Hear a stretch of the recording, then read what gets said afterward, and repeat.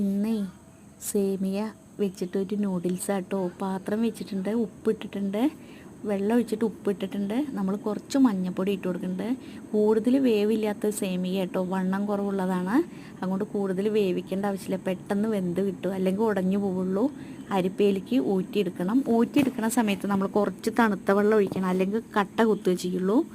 നമ്മൾ അടിപൊളി ടേസ്റ്റ് ആട്ടോ. ഉപ്പുമാവ് ഉണ്ടാക്കണക്കാട്ടിലും നല്ലത് മക്കൾ ഇങ്ങനെ ഉണ്ടാക്കിയാൽ നന്നായി കഴിക്കും കേട്ടോ.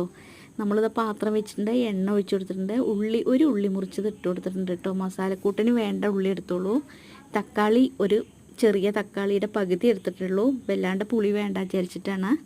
മഞ്ഞൾപ്പൊടി ഇട്ട് കൊടുക്കണം, ഉപ്പിട്ട് കൊടുക്കണം, കുറച്ച് ഗരം മസാല, ചിക്കൻ മസാല അല്ല മറ്റേ ബിരിയാണി പൊടി ഇട്ട് കൊടുക്കണം, ഒരു ലേശം പഞ്ചസാര ഇട്ട് കൊടുക്കണം കേട്ടോ. നൂഡിൽസ് ആകുമ്പോൾ ചെറിയ മധുരമൊക്കെ ഉണ്ടാവുമല്ലോ.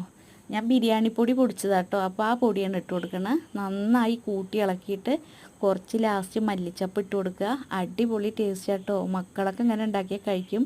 എല്ലാവരും ഇങ്ങനെ ഉണ്ടാക്കി നോക്കി അഭിപ്രായം പറയണം. വീഡിയോ ഇഷ്ടമായി ലൈക്ക് ചെയ്യാനും കമൻറ്റ് ചെയ്യാനും മറക്കരുതേ.